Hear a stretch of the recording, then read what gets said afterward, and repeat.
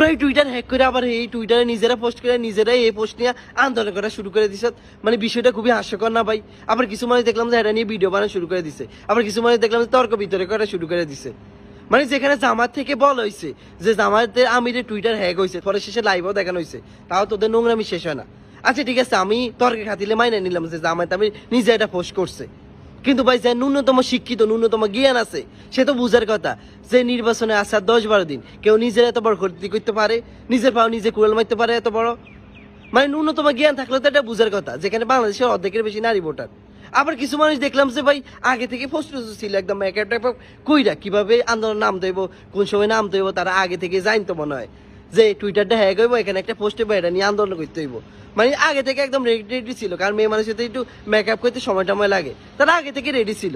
না এমনি মেকআপ খারাপ হয়নি, মেকআপ ভালো হয়েছে, একের মেকআপ একের।